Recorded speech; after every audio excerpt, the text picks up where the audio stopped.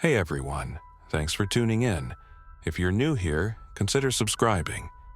It really helps keep these stories coming. And while you're here, let me know in the comments where you're listening from. Now, sit back, relax, and let's get into the story. I should have walked away the moment I saw the email. It came through at 11:47 p.m. An internal message flagged urgent with my name in the subject line. That alone wasn't unusual. The company I worked for, Umbrella Corporation, thrived on secrecy, and late-night directives were common in the lab. But this one, something felt different. I hesitated before clicking. The sender was unknown, but the internal security tag marked it as a high priority. My gut told me not to open it, but curiosity won. The message was simple. Do not report to work tomorrow. Get out of the city. That was it. No signature, no explanation. Just a blunt warning. I stared at the screen, my fingers hovering over the keyboard. Was this a prank? A test? Umbrella had strict policies on data security. If this was some kind of loyalty test, failing it could mean serious consequences. Then another email arrived, this time from Dr. Hall, my immediate supervisor. All Level 3 and above personnel must report to Lab 6 immediately. No exceptions. I didn't even have time to think. My keycard was already in my pocket, and I was out the door within minutes.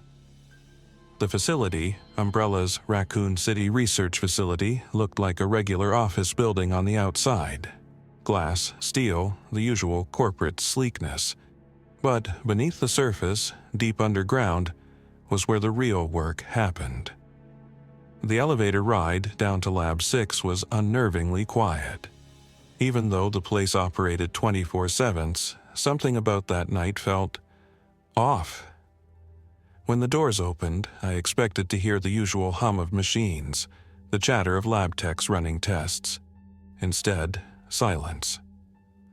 A single overhead light flickered. I stepped out, scanning the corridor. The security desk was empty, but the monitor showed live feeds from every lab. Something made my blood run cold. Lab 6's feed was filled with movement.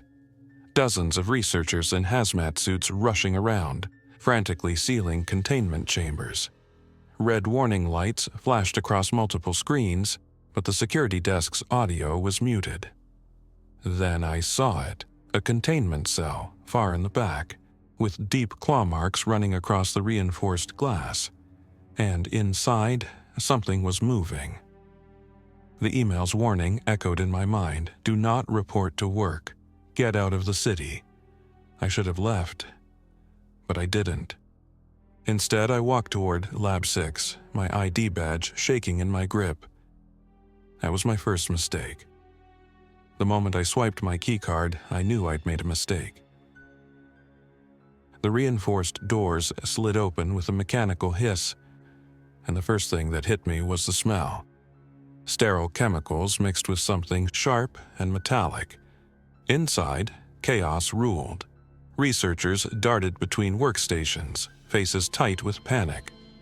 A few were packing up files and hard drives, stuffing them into black Umbrella-issued cases. Others were arguing near the main control panel. Dr. Hall spotted me immediately. He strode over, gripping my shoulder hard enough to make me wince. "You shouldn't be here," he hissed. "I got your email," I said, keeping my voice low. "What's happening?" He didn't answer right away. His gaze flicked toward the large reinforced viewing window at the back of the lab. I followed his stare and felt my stomach drop. Inside the containment cell was a figure, human-shaped but wrong. Its skin was mottled, stretched tight over unnatural muscles. Clawed fingers twitched, dragging along the glass, leaving faint streaks behind. It wasn't moving like a person. It was shifting, twitching, hungry. I swallowed hard. Is that what I think it is? Dr. Hall pulled me further into the lab, lowering his voice. Listen to me. The higher-ups lost control of test subject 0. We initiated breach protocol, but containment is failing. The virus? It's airborne. My breath hitched. Airborne? That wasn't supposed to be possible. Every model, every projection had insisted the virus was only transmittable through direct contact.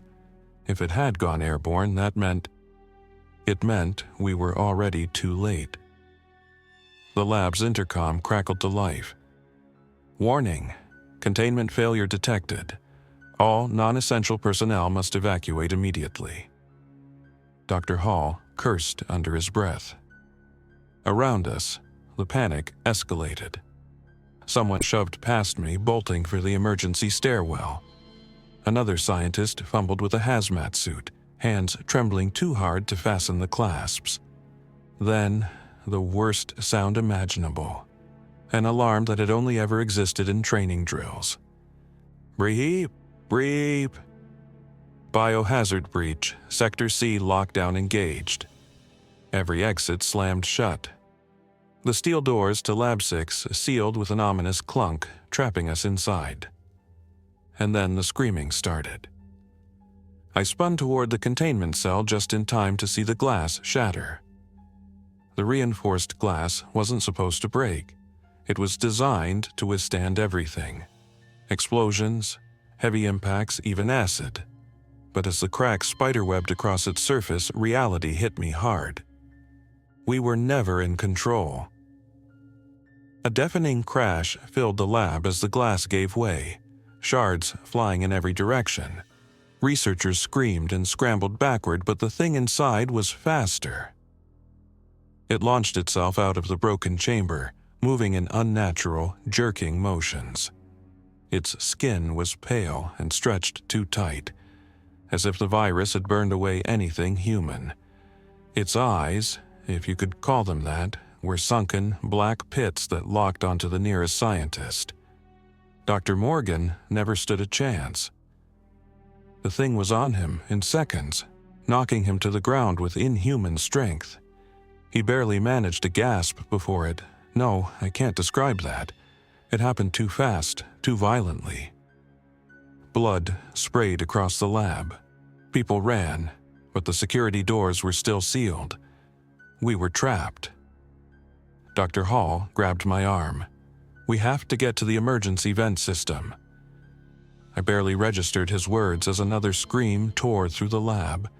One of the guards had drawn his weapon, but he hesitated, just for a second.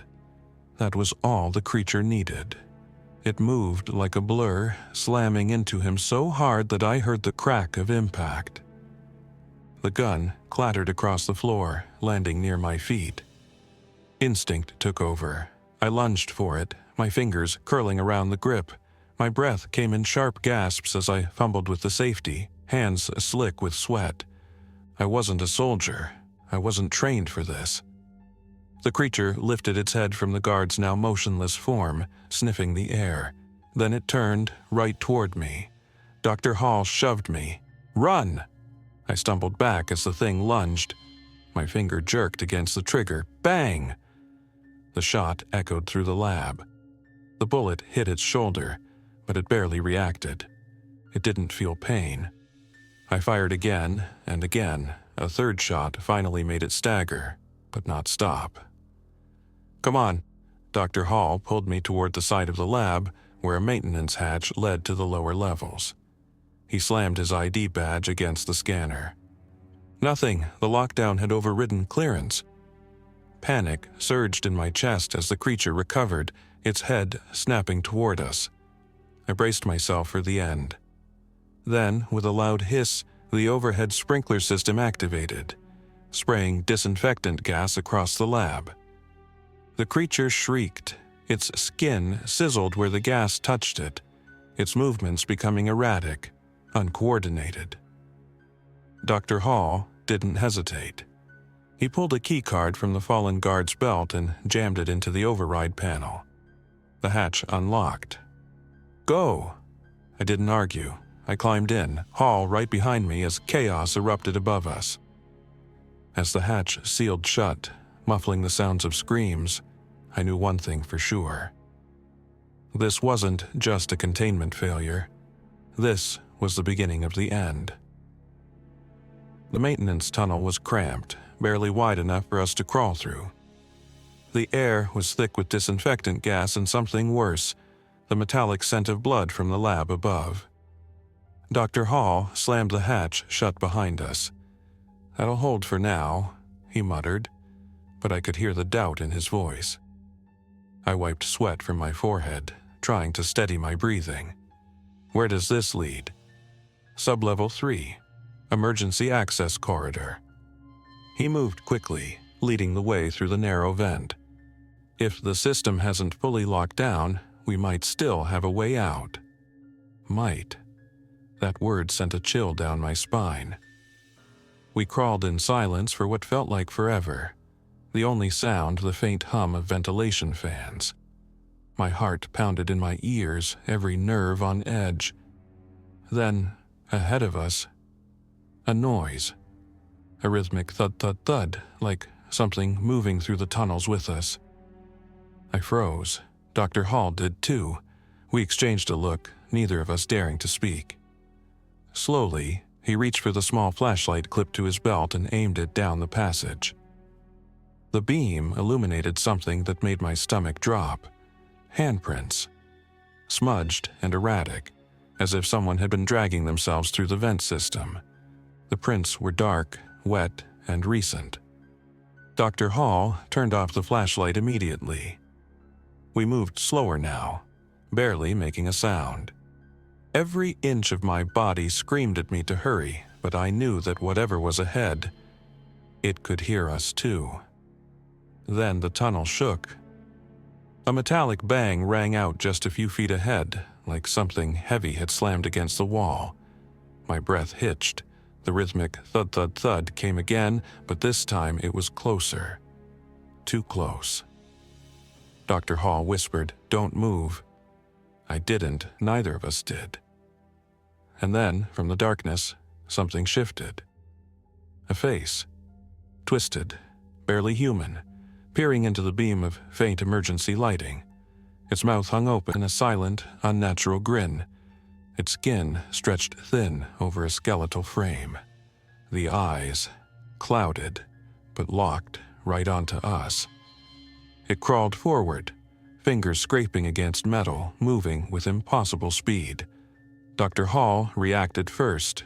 He grabbed the wrench from his belt and swung the moment it lunged. The impact sent it reeling, its head slamming into the vent wall. I scrambled backward, heart hammering as the creature convulsed, its limbs jerking like a malfunctioning machine. "Move!" Dr. Hall grabbed my arm and shoved me forward. We crawled as fast as we could, the thing thrashing behind us. Ahead, a dim green glow. The exit hatch. Hall reached it first, punching in an override code on the panel. The mechanism groaned in protest. Too slow, too slow. The creature screeched behind us. The hatch unlocked.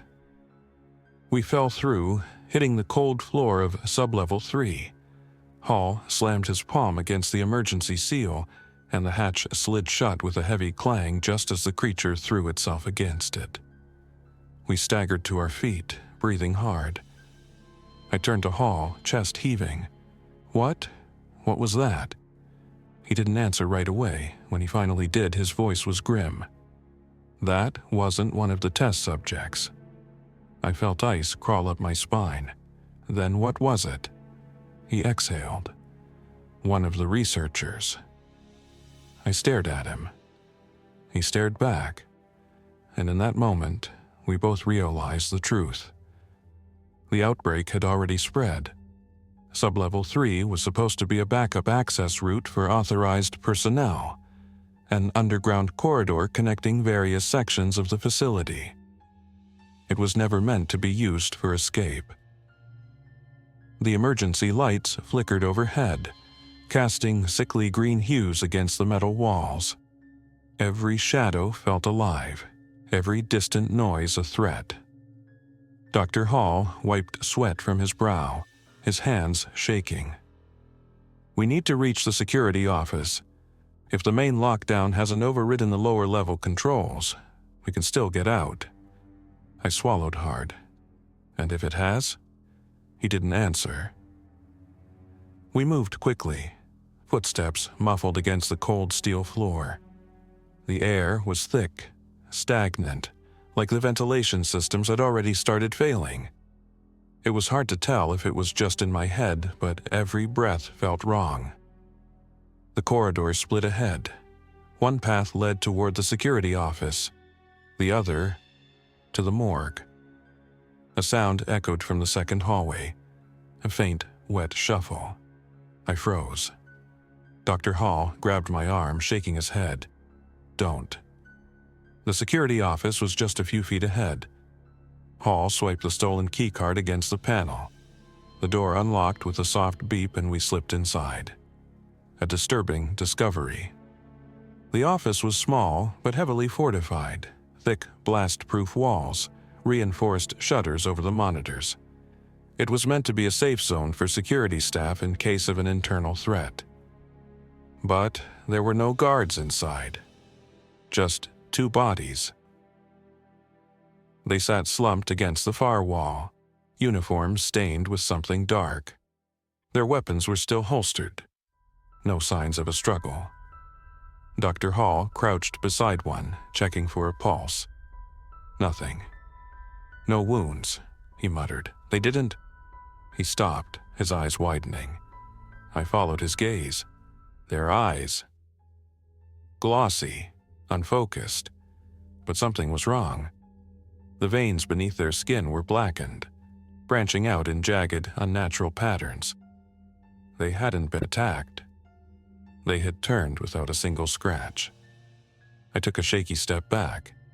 "You said the virus wasn't airborne." Dr. Hall stood slowly, his face pale. I was wrong. Then a beep. One of the security monitors flickered to life, its auto-playback activating. A grainy black and white recording showed the 2 guards seated at the desk, drinking coffee, talking. Everything looked normal. Then, without warning, one of them shuddered. His hands clenched into fists. His breathing became erratic. The other guard reached out, concerned, but froze mid-motion. It hit them at the same time, muscles locking, skin paling, eyes darkening. They stopped moving entirely for several minutes. Then, slowly, one turned its head toward the camera and grinned. I recoiled from the screen. A sick realization twisted in my gut. They hadn't been attacked. They hadn't been bitten. They just changed. Dr. Hall turned toward the security console, typing furiously. "We need to override the lockdown." His voice was tight, forced. A sound cut him off. A soft creak. I turned slowly. One of the bodies, one of the guards, had moved. The security office felt like a coffin. Stale air, flickering monitors, and now, movement. The guard, who had been dead just moments ago, twitched, fingers curling against the floor. His head lolled to the side, neck stiff, eyes glassy and wrong. Then, slowly, he started to rise. Dr. Hall grabbed my arm, voice barely above a whisper. "Don't make a sound." I swallowed hard, my pulse hammering in my ears. The other guard twitched next, a sharp, jerky motion, like a puppet on broken strings.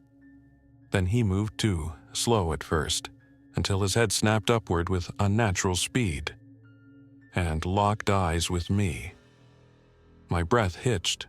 For a moment, everything was silent. Then it lunged. I barely had time to react. I threw myself back as the creature crashed into the desk, knocking over monitors. Dr. Hall grabbed a chair and swung, the impact barely slowing it down. The second one was moving now, stumbling toward us, lips pulled back in a grotesque grin. I fumbled for my weapon, the guard's gun still in its holster. My hands shook as I yanked it free. Bang! The shot hit the first one, square in the chest. It staggered, but didn't stop. Hall grabbed my arm. Head, aim for the...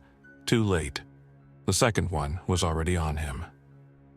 Hall crashed against the desk, struggling as the thing clawed at him, mouth snapping inches from his face. I raised the gun again. The first one lunged for me. I panicked. I fired twice, missing the first shot, but the second hit its skull. The thing collapsed instantly, limbs twitching. Hall grunted, shoving his attacker back. Now, I fired again, this time at point-blank range. Silence. Both bodies lay still. I was breathing too hard. My hands shook. Dr. Hall wiped blood from his face, not his, thankfully, and turned back to the security console. No more delays, he muttered. We're overriding the lockdown. The outside world. The monitors flickered again, switching from security feeds to live exterior footage. What I saw made my stomach turn. The city was already gone. Fires burned across the skyline. Cars were abandoned, some overturned. People ran in every direction, but they weren't alone. Figures staggered through the streets. Hundreds of them. Hall exhaled sharply. It's worse than I thought. Worse? My voice cracked. You knew this was happening? He didn't answer. Instead, he pulled up a map of the facility. A blinking red light marked the nearest exit. We have one shot at this, he said. We take the south access tunnel and pray it's still clear. I looked back at the screen, at the things roaming the streets, at the flames swallowing buildings whole. This wasn't a containment breach anymore. This was the end of the world. The weight of what I'd just seen on the monitors made my legs feel like stone. The city was gone. There was no stopping this, no containing it. Dr. Hall grabbed my shoulder. We need to move now. He was right. The security office wasn't safe. It had never been safe. I took a breath, pushed everything else down, and followed him into the hallway. The south access tunnel was 3 floors below us. Through a restricted area meant only for a high-level personnel. If the lockdown hadn't overridden our clearance, we'd be out in minutes.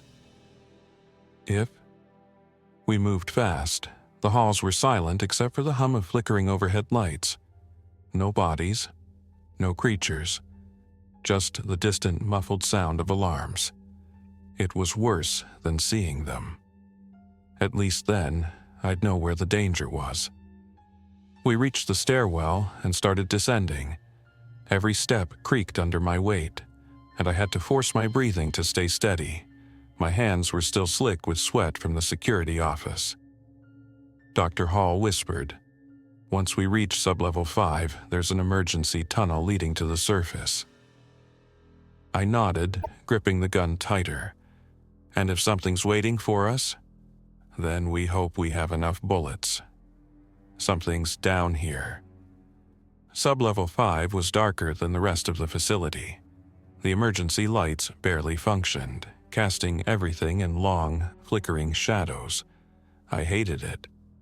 We moved cautiously now, guns raised, eyes darting into the corners where the light didn't reach. Then, a sound. Low, ragged, a faint scraping against metal. We froze. Hall raised his flashlight, sweeping the beam across the corridor. The sound stopped.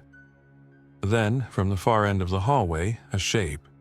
Not staggering, not twitching, just standing, watching. The beam landed on its face and my stomach twisted into a knot.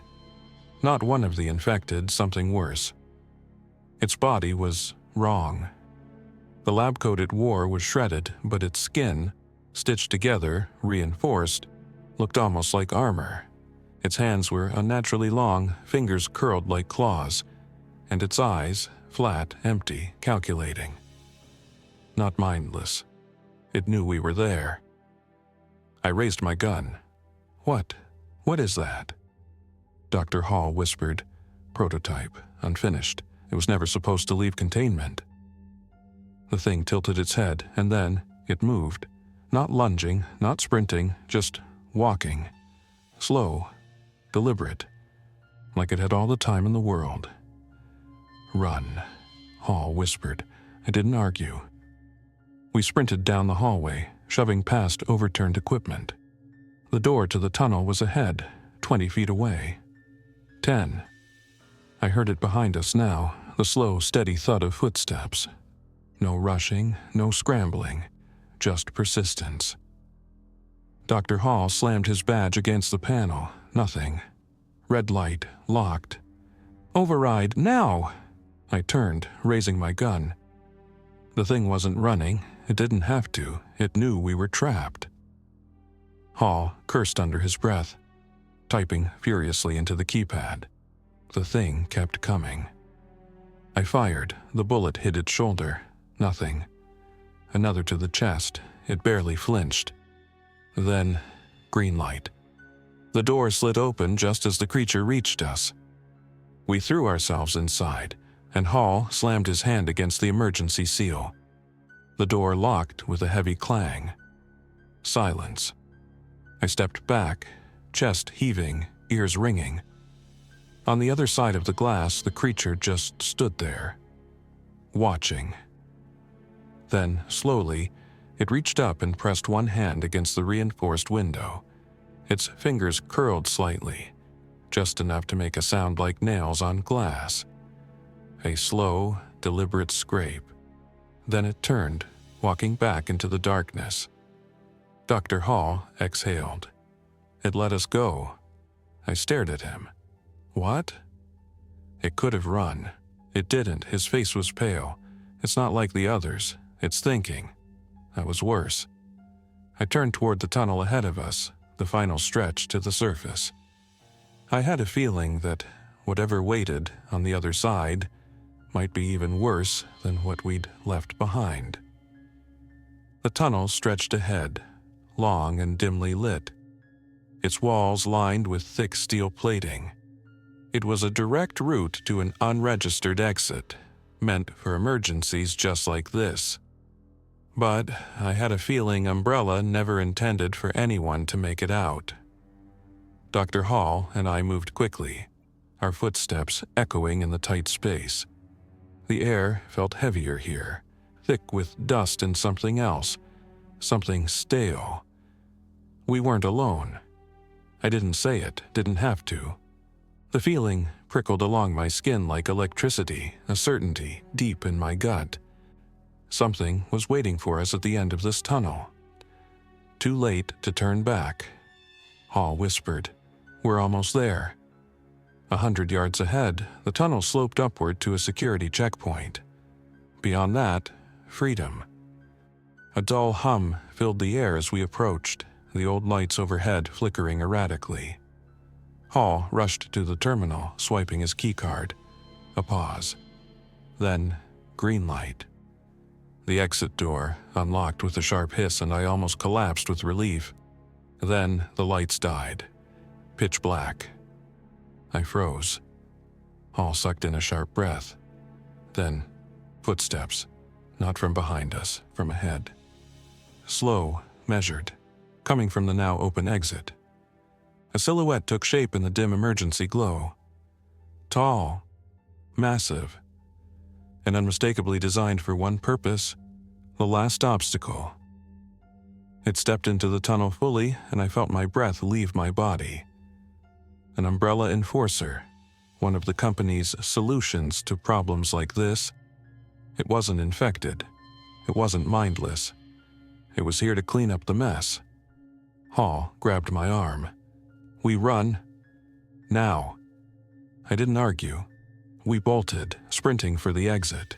The enforcer moved fast, closing the distance too easily for something its size. It reached for me. I ducked, feeling the air shift as its massive hand swung past my head. Hall reached the exit first, slamming his hand against the override. The outer doors started to open, the night air flooding in. Then, Gunfire. I turned in time to see Hall stagger back, a dark bloom spreading across his chest. The enforcer had a weapon, a massive, modified firearm, meant to eliminate targets efficiently. Hall collapsed. I barely had time to process before I felt the barrel turn toward me. I dove, hitting the ground as the shot shredded the wall behind me. I scrambled forward, dragging myself through the widening gap of the exit doors. The enforcer stepped forward to follow, then stopped. I froze, half expecting another shot, but it just stood there, staring at me. A red light on its visor blinked once. Then, without a word, it stepped back. The doors sealed shut. I was free. The surface whirled. I stumbled into the open air, gasping. The city stretched before me, a burning, chaotic ruin. Fires raged in the distance. Streets were choked with abandoned cars. Figures moved in the darkness, some staggering, others running. Sirens blared. Helicopters circled overhead. It was already too late. Umbrella had made sure of that. I turned back to the sealed tunnel, heart pounding. Why did it let me go? Then I realized it didn't need to kill me. The world outside would do that just fine. I was never meant to survive this. But I wasn't going down without a fight. Taking one last breath, I tightened my grip on the stolen gun and stepped into the chaos. Because this wasn't the end. This was just the beginning. Thanks for listening. If you enjoyed this story, don't forget to like and subscribe. Your support keeps these creepypastas coming. Until next time, stay alert, stay safe, and never ignore the feeling that something is watching.